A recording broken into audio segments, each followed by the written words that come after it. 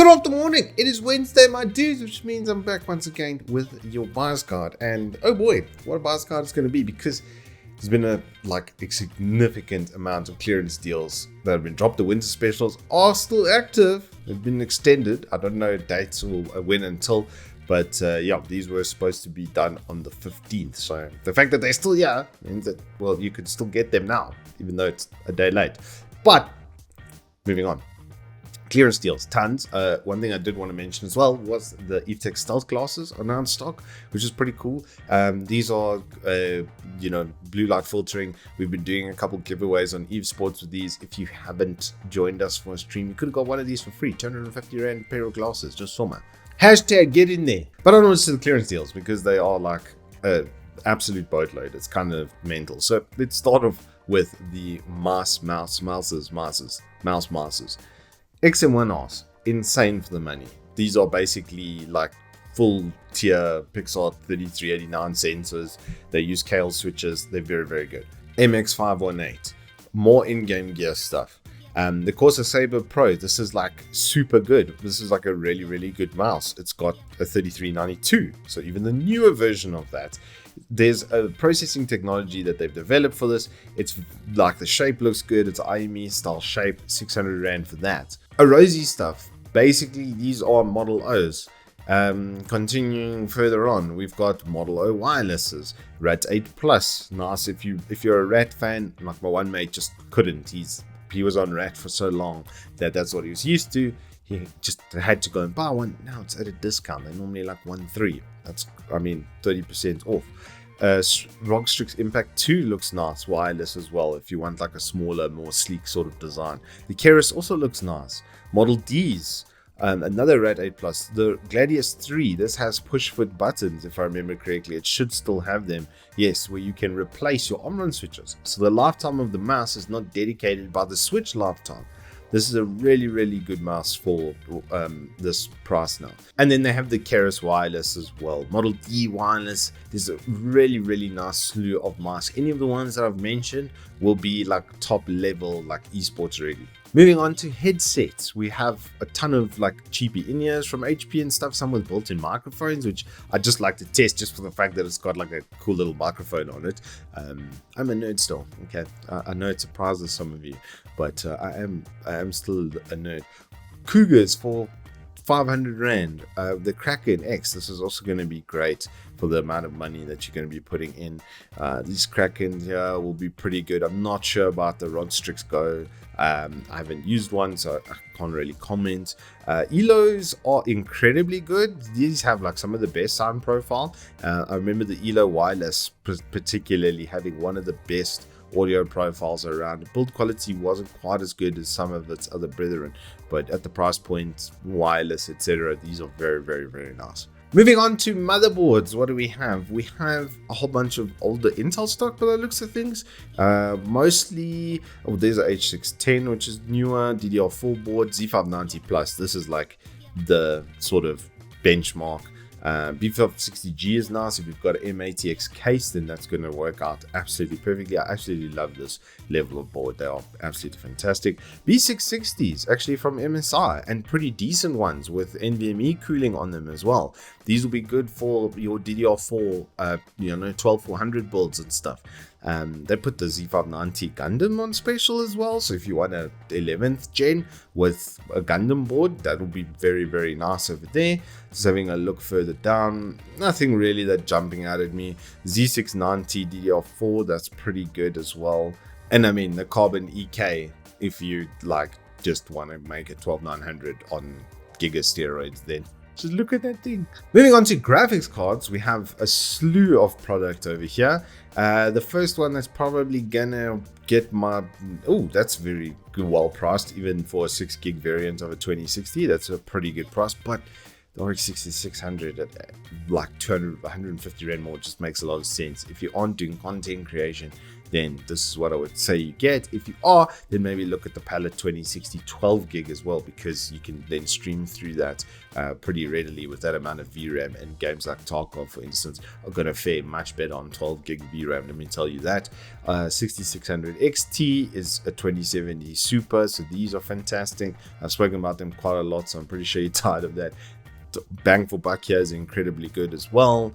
Not the nicest looking graphics card, but actually I would probably go for the Gainwood. The lead tech is like, it's hideous. I don't it's like the ugliest graphics card I've ever seen in my entire life. So yeah, go for the Gainwood. It's got a 3-year warranty on it as well. That'll be sharp. Just looking further down if there's anything amazing. Not really. The 6900 XT water cool is always nice. Yeah, that's a really nice card. I've used that card and it's an absolute beast. Moving on to gaming accessories, GT64 wireless. This is a fantastic gamepad. Works perfectly with PS4 as well, even the charging docks and stuff. GT80 similarly, but I prefer this one. The shape, everything on this one, I think they hit it right on the head. We've got some Sphero microphones and stuff. These are pretty good if you just want to have a desktop microphone instead of a headset mic or something like that. Not going to launch your singing career or something like that, but you could do some light casting and stuff on it. The Mic O3 though, for what it is, it's incredibly good.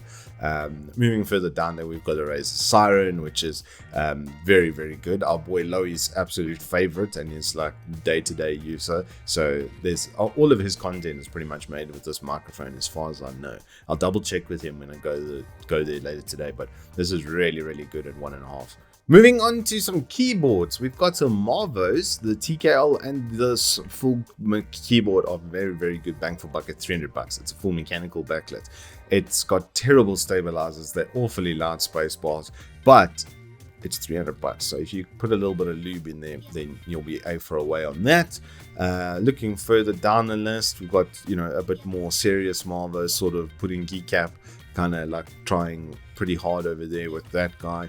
Nothing that jumps out at me except for these modulars. Actually, now that I look at it, these are great because you can build them to spec. I've got a GMMK Pro modular and it is absolutely fantastic. It's probably the last keyboard I'm ever going to need because I can just replace my switches and my keycaps in the future. Oh, I almost missed the Razer.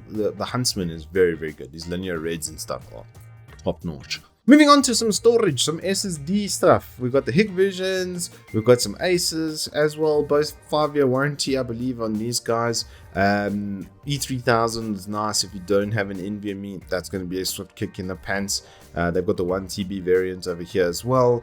I like the S11 Pro drives. These drives are also like really nice. They are to like top-notch build quality. The WDs as well have been treating me extremely well. It's basically all I have now on the test bench is the WDs, and they are absolutely fantastic. There's a 4TB if you were looking for something to that extent, then you can get that. But pretty nice price and performance stuff here.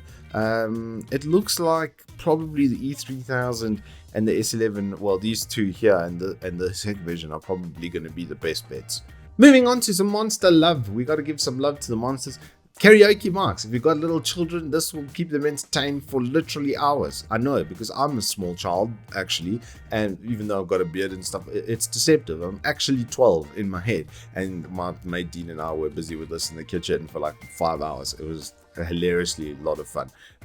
Actually kind of cool little product, these. But Persona ANC, this is like a properly good active noise cancelling. The Personas are like everything, much more comfortable, better audio quality, etc, etc. You can take phone calls on them and stuff. So if you're traveling a lot, then maybe have a look at those. Moving on to Thrustmaster, we've learned some joysticks and stuff.